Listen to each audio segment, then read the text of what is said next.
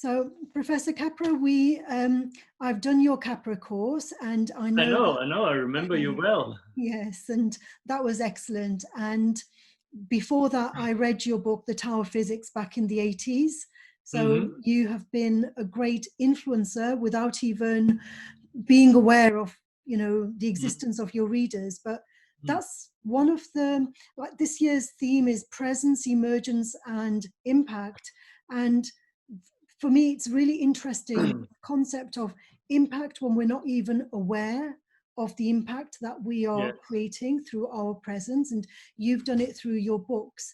And I know that you've done a lot of talks recently about the coronavirus and about your systems thinking view. You're one of the leading advocates of systems thinking at this point in time, one of the contemporary leaders in this field. So could we just start with your view of what, from a systems thinking point of view, how do you perceive the presence of the coronavirus and what's emerged from it? Well, I think from a systemic point of view, we have to see the coronavirus as a biological response of Gaia, our living planet, to the ecological and social emergency that humanity has brought upon itself. Specifically, during the last few decades, we have intruded massively into ecosystems around the world, the tropical rainforest and others. And this massive intrusion, fueled by an obsession with continuing economic growth, in other words, fueled by corporate greed, this intrusion has fragmented these ecosystems and has fractured the web of life. And this had many, many consequences. And one of them is that viruses, which had lived in symbiosis with certain animal species where they did no harm, then jumped from those species when the animals were caught, sometimes sold on markets and so on. So the viruses then jumped to other animals and to humans, where they prove toxic and even deadly. So the coronavirus, like the HIV virus before in the 1960s, is a direct consequence of our reckless intrusion into ecosystems. And then we can look at the consequences, and the consequences are that, when the pandemic spreads, as we all know now, the key variable is population density. When we are bunched together, we get more infected than when we are socially separated. That's well known now. And it turns out that this population density, excessive population density, is often a consequence of excessive profit maximizing. For example, in mass tourism, if you remember, one of the first outbreaks of the coronavirus was on cruise ships. Well, on these cruise ships, people are put together in very small spaces. The cabins on these massive cruise ships are actually very small because the cruise company doesn't want people to stay in their uncomfortable cabins. They want them to be in the bars, in the restaurants, in the boutiques, to spend money. So it's a profit consideration that makes the spaces packed. The same with meatpacking factories, which have been another major source of the coronavirus and of infections. Again, the workers there are packed together. The temperatures are very low, which also benefits the coronavirus. And so we can go on, and we see that packed living conditions where people live 6 or 7 in a room instead of 1 or 2 are also part of social injustice. And so this is why the consequences are dramatic. And it's very interesting to me that social justice, which has always been a moral issue and a political issue of left versus right, has now become a health issue, in fact, an issue of life and death. It's become an ecological issue, hasn't it? Yes, yes, absolutely. So we see that social justice and ecological balance always go hand in hand. I could go on and talk about population growth, where it's the same thing. As you know, demographers have observed for decades that population growth is very much related to women's rights. In those populations where women have access to financial means, to land, to job opportunities, they tend to have fewer children. And so again, social justice and ecological balance go hand in hand. But Jesvir, I think particularly interesting is the situation when we think about social justice in general and think about economic inequities and the fate of the poor. Well, until recently, the fate of the poor did not concern the rich very much, because the rich were separated from the poor. They always had their own neighborhoods, their own clubs, restaurants, sports facilities, and so on. So the fate of the poor didn't concern them very much.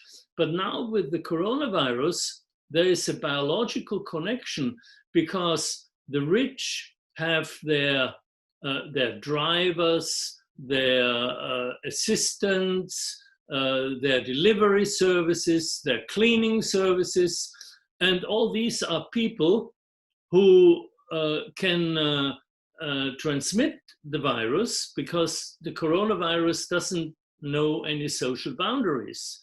So although the rich are separated socially, they're not separated biologically.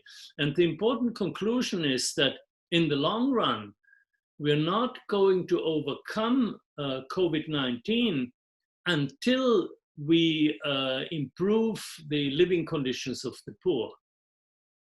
That's right. And this coronavirus pandemic has exposed those racial injustices. So it's not a coincidence that George Floyd became an international phenomenon during this pandemic. So that is another case of emergence, like what has emerged as a result of this combination of the pandemic and you know, the racial inequalities that existed for a long time, but they have converged to create this. Yes, and the social and racial inequalities translate directly to the inequalities in infection, because people of color tend to be more numerous in the so-called essential services, cleaning services, you know, putting things on shelves in supermarkets, also medical services, you know, nurses, drivers, and so on. And so the infection rates have been, I don't know, 4 or 5 times as high as with white people of different socioeconomic strata. Well, in the UK, 90% of the doctors and nurses that died in the first 3 months of the coronavirus were BME, Black or ethnic minority people. Yeah, you see, yes, absolutely. And so presence in contrast with absence.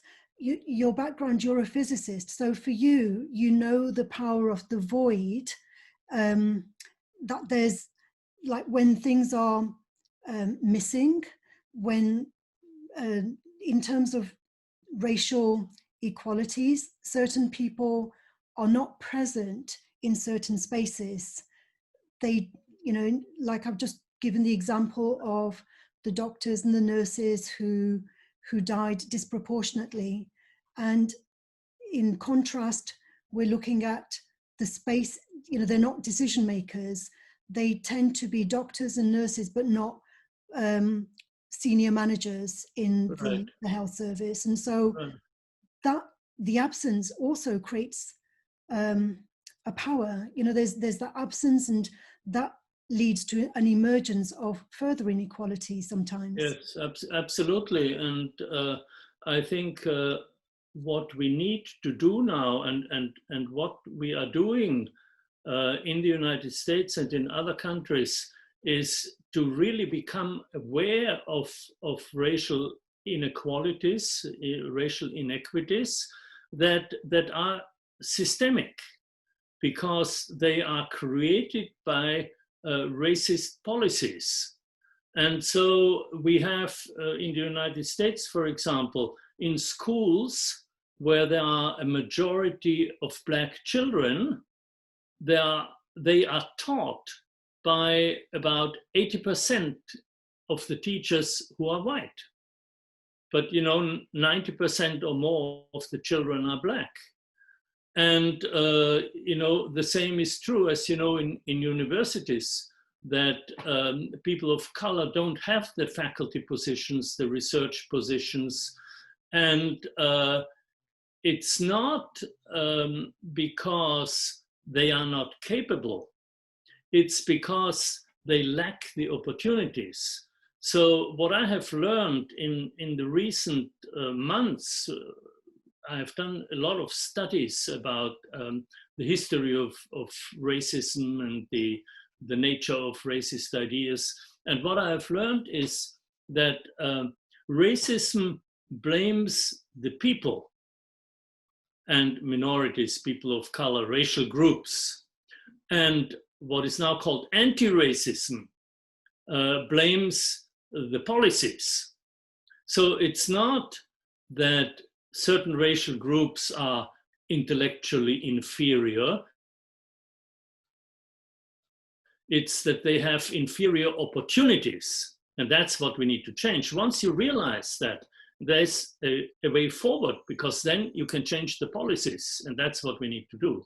And of course, to come back to COVID, that all translates, the inequities translate into you know, more higher dangers. So I think the lessons, which I call Gaia's lessons of COVID-19, are really very useful for us, and are in fact life-saving. And the question is, are we going to listen to these lessons? Are we going to heed them? And I think that people like yourself, I'm very grateful of your awareness of these inequalities, and I value the fact that you're taking time out to speak to me. And you took time out a couple of years ago to do another interview with myself, because these things are not always available. These opportunities are not always available to us. Jesvir, let me mention two books which I read in the last couple of months, which really are very illuminating about the origin of racist ideas and racial inequalities. One is by Ibram Kendi, who Kendi, who is a young professor in Washington, DC, where he has a center for anti-racism, I think it's called. And the book is called How to Be an Anti-Racist. And the second one is not yet published. It's by an author called Mary Frances Winters. And the book is called Black Fatigue. And it's a very harrowing book where she describes how the constant stress caused for Black people by having to fight for rights which are supposed to be guaranteed in the Constitution, but which they don't have. How that constant fight creates, tremendous stress, actually an exhaustion that has, physical and mental and emotional consequences. And that's what she calls Black Fatigue. So this is going to be published by Barrett Kohler very soon, I think in September or October, and I recommend it very highly, as I do the books by Ibram Kendi. I'll look out for those certainly. And your Capra course is an excellent example of anti-racism, because what I know about your Capra course is that it's international. You know, the kind of people that you've attracted to your course, they are from all parts of all walks of life across the... In fact, we are starting our fall course in a few weeks at the end of September. And for the first time now, I've taught this course now for 5 years. And for the first time, it was booked out after 3 weeks in July. And we now have course participants from about 50 countries around the world. Many from Africa this time, always many from Latin America, and then North America, Europe, Asia, Australia, New Zealand, really from around the world. And you've created a space where it's a level playing field for all? Yes, absolutely. We have a discussion forum where everybody contributes. And not only it's a level playing field, but it's a very exciting discussion forum where people contribute ideas from their very different perspectives, professionally, ethnically, culturally, and so on. And that also, that network, I think networks, as being a systems thinker, you know, we value the opportunities created through networks, and that leads to emergence. We don't know what is actually going to transpire as a result of these connections being made. Yes, I mean, you are pointing to, you know, one of the great discoveries of systems thinking in the 20th century. Two discoveries, actually. One is, as you say, that networks are important. Scientists have discovered that they are important not only in the social domain, but also in the ecological and biological domain. So we have biological networks. Every cell is a network of molecules. Every organism is a network of cells, and so on. We have ecological networks, networks of feeding relationships called food webs. And then, of course, we have our social networks. So the network is really the basic pattern of organization of all living systems. And then you mentioned emergence, which is a dynamic that, to me, the discovery of this dynamic is perhaps the most important discovery of complexity theory.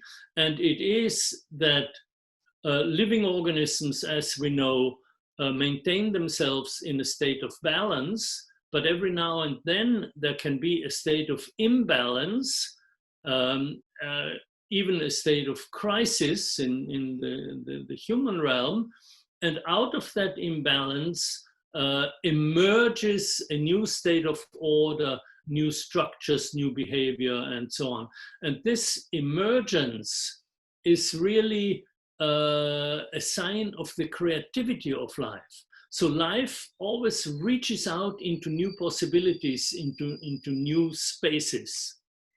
That's right. And we talked about this aspect of creativity when I had the conversation with you previously. And it, you know, in the West, sometimes people think that creativity is an individual activity. But when we think about what you've just said and about the networks, it's more, we can't isolate creativity to an individual because it rarely, if ever, occurs in isolation. It's through the networks. It's through... That's right. Yeah. And you know, interestingly, this is also the reason why politicians have a very hard time to think in terms of networks and to become systemic thinkers. Many years ago, in the Obama administration, I was invited to Washington to a small symposium which was called Policymaking in a Networked World. And one of the participants, a politician, said, well, look, if I work in the network, who gets the credit? So this is typical for politicians. This is what they're interested in, you know, getting the credit, personal political power, political capital, as they also call it. And this is not how the world works. This is not how life works. That's right. And so that leads me to this whole copywriting and trademarking business. And I know that in India, for example, we've used turmeric for centuries as a healing ingredient, and now there are Western companies that want to trademark turmeric as, and for, for ancient, for people from India or people from China, that concept of trademarking a herb is alien, because it doesn't belong to one person or one company. Yes, my friend Vandana Shiva has spent her whole life fighting this with her organization Nafdanya in India. I want to come back to creativity, because what you say about the Eastern and Western concept of creativity is very interesting to me. And when I think about the history of creativity in the West, it seems to me that during the Middle Ages, all the creativity was associated with God. So God, the creator, God created everything. And God, in the medieval theologians, the so-called scholastics, explained everything in terms of God's creativity.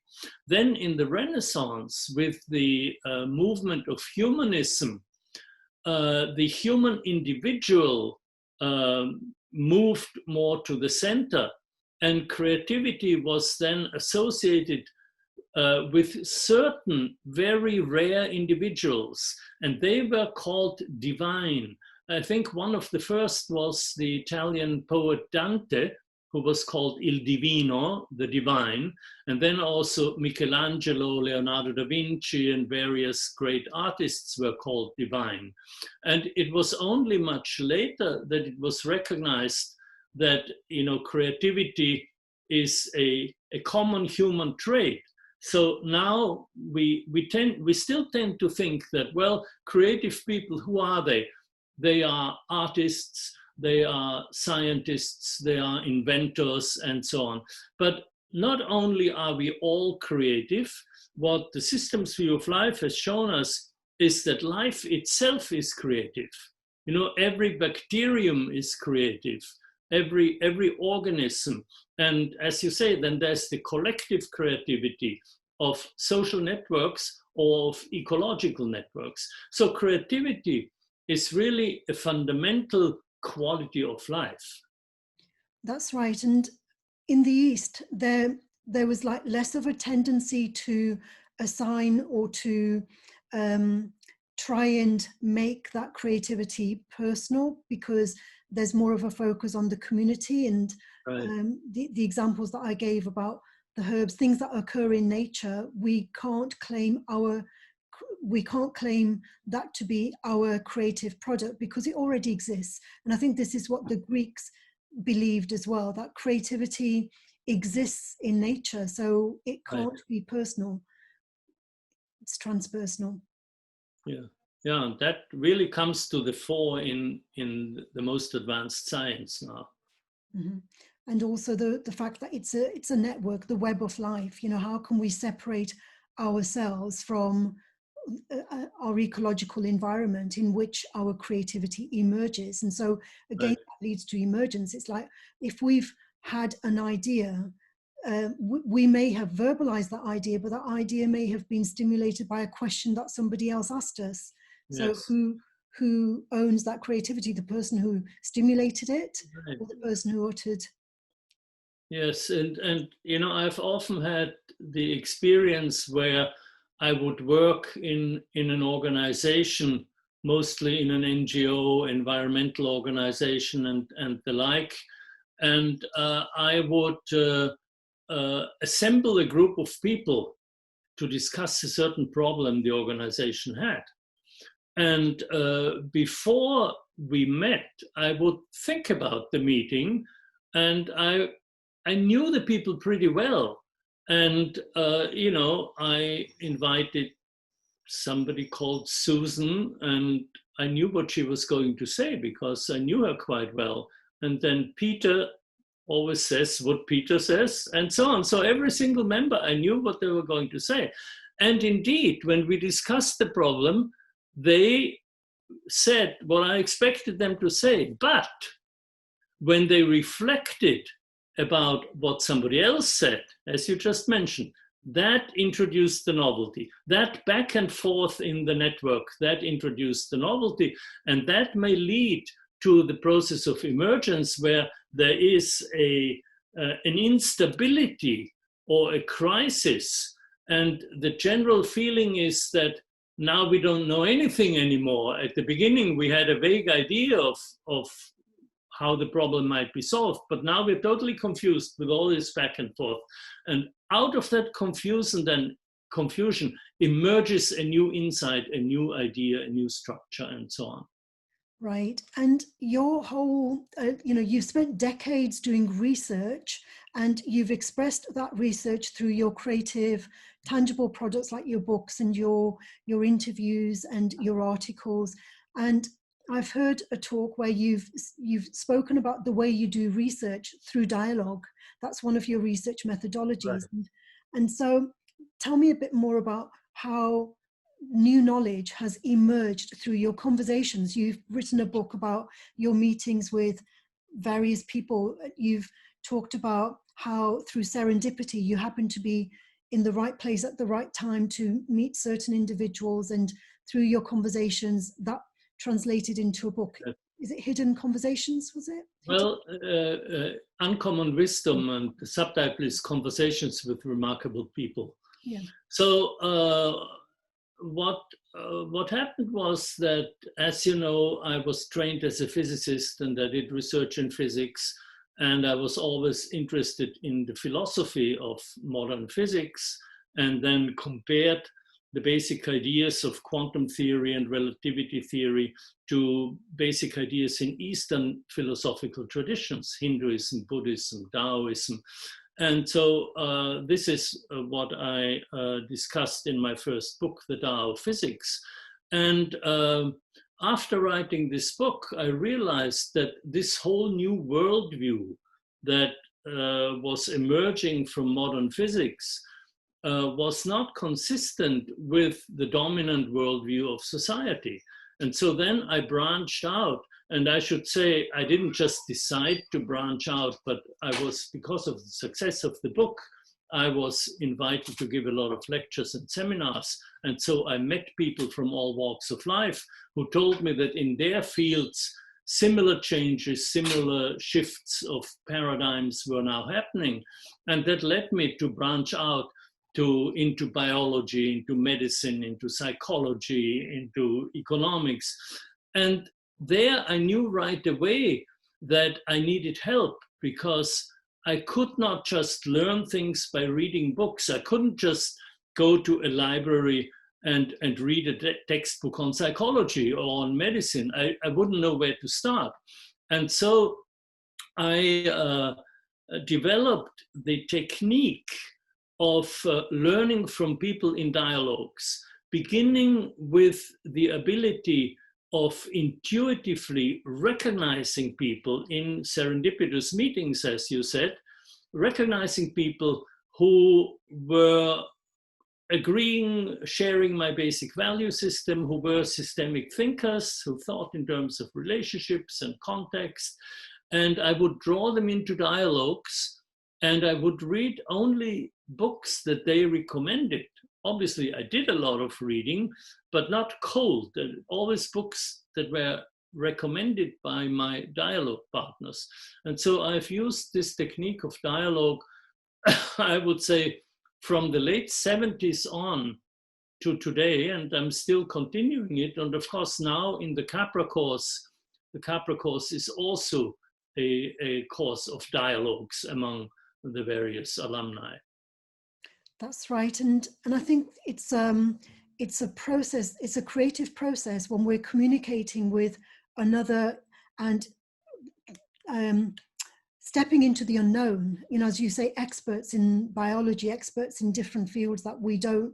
Right. We're treading into that unknown space, and through that communication, that's where there's the opportunity for creativity to arise, for the novelty to arise. I can tell you, Jesvir, I'm actually now designing a map of a network of colleagues and mentors who have significantly influenced my thinking. And there are about 40 or 50 of them. And in a few months, when it's ready, I will post it on my website. And it will show the conceptual structure of the systems view of life, which I've used now for many years, about biological networks, ecological networks, cognitive processes, and so on. And then in each field, I would have 1 or 2 or 3 of my colleagues and mentors. And when you click on that field, you would get a short biography of the person. So I very much like this, and that's what I'm working on right now. That sounds fascinating. And I'm an advocate for systems thinking, and I really value your influence in this field. And as you know from previous conversations, one of the limitations of systems thinking is it doesn't acknowledge the role of our unconscious. And when we think about ecological things, we're not often thinking about ethics and morality, because nature doesn't know what is, it doesn't kind of decide who is a vulnerable person, who is a strong person. Nature seems to favor the strong rather than the weak. So when we're talking about injustices, that's an ethical issue, which is not, it's not designed for in nature. What are your views on some of these apparent limitations of systems thinking? Well, I can tell you that since we spoke last time, I have made some progress in my thinking, and I have concentrated a lot on thinking about ethics, for the simple reason that when we talk about systemic thinking, when we talk about ecological concepts, the intellectual, conceptual dimension is extremely important, and that's what I'm working on as a writer, as an educator. But then now you can say, for instance, taking the climate emergency as an example, we know what is happening. We know the dynamics of global warming, of greenhouse gases, of the emissions of CO2, of overconsumption. We know all that, and we know the consequences. And some of us have predicted what we are experiencing now with the fires, the heat waves, the great hurricanes, much more frequent and much stronger. We predicted all that about 30 years ago already. So we know things. Now, since we know things, why don't we act? We have today all the technologies and all the conceptual tools to solve our global problems and create a sustainable world. So why don't we do it? Well, the question is precisely values and ethics. That politicians are more interested in power than in changing, improving the world situation. Academics are often more interested in their prestige, maintaining their successful textbooks rather than writing about new ideas. And, corporate leaders are interested in financial gains more than in the fate of their workforce or the environmental impacts. So it's a question of values and ethics. And when you look at the systems view, then you can say the following. From the very beginning of life on Earth, from the time more than 3 billion of years ago when the first cells emerged, these cells immediately formed communities. They formed networks. They were called bacterial colonies. And in the subsequent evolution of life, at all stages, nature has created communities. And in evolution, there is this powerful principle of natural selection. And in evolution, those communities were favored, had an evolutionary advantage in which the individuals behaved in a way that was beneficial for the community as a whole. So in nature, through the force of natural selection and evolution, communities are organized in such a way that individuals contribute to the common good. And in the human realm, we call this ethical behavior.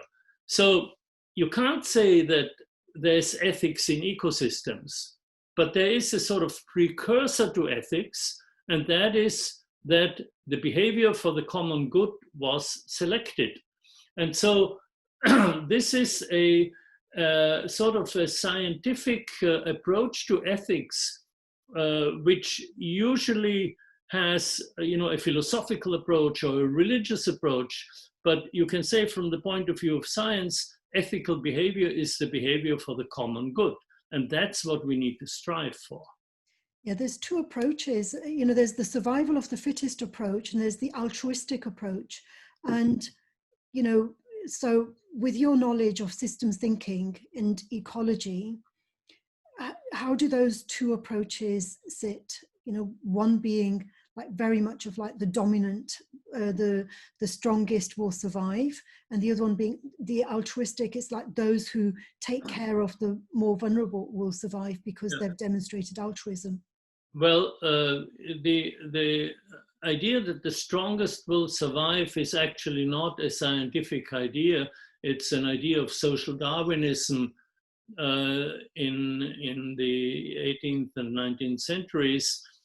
And when you look at nature from the modern scientific perspective, you see that, as I said before, life is organized in networks. And in networks, it's not the strongest who is the fittest, but the one who is best connected. Power in a network is not power of domination through strength or other means, but power in a network is connectedness.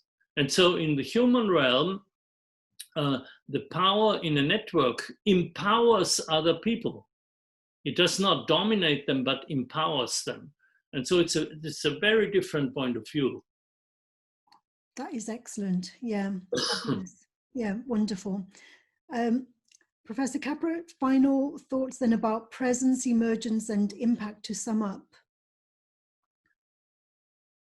Oh, you're addressing this to me now to sum up. Would you like to say anything else about presence, emergence, and impact? Well, we've covered a lot of ground. Let me think. This triad is new for me, but in the light of our conversation, I could say that the presence makes us aware, as you mentioned before, of equities and inequities. And inequities are a human phenomenon, because even though there are many similarities between ecological communities and human communities, there are also differences of values and ethics. And as human beings, we have the a strange and remarkable condition, which is often called the human condition, that we are biological beings, but we can contradict our biological nature. We can act against our biological nature. And so we can have prejudices, we have racial inequities, we have injustices, and so on. And so I think the notion of presence brings into light equities and inequities. And I think emergence is, to me, a reminder that we are all creative, as we said before, And then the impact, I would say, is what Indian philosophy calls karma, which is a very non-linear system of causal effects, which are difficult, if not impossible, to predict, because our mind works largely linearly. And so we cannot follow all these connections in the network, but we know that whatever we put out will eventually come back to us in either a beneficial way, in the case of altruism and social consciousness and so on, or in a harmful way, if we have a harmful impact on the environment. So I like this triad of presence, emergence, and impact. Excellent, yeah. And a lot of the impact is invisible, isn't it? Or it will be invisible for a long time. Right. And a lot of people will confuse impact with outcomes, and they will, through their presence, through a linear cause and effect relationship, they want to see tangible outcomes, but impact goes beyond that, because it's not short term. It's very often it's long term, and it goes in cycles. That's right. Yeah. Yes. Okay, it's been such a pleasure speaking to you, and I hope it won't be a year before I speak to you again. And I look forward to continuing to study with you through the Capra Cause Alumni Network, and I look forward to your continued podcast and your next book. And okay, thank you, Jesvir, for the conversation. I greatly enjoyed it. All right, bye-bye. Thank you very much. Bye for now. Bye-bye.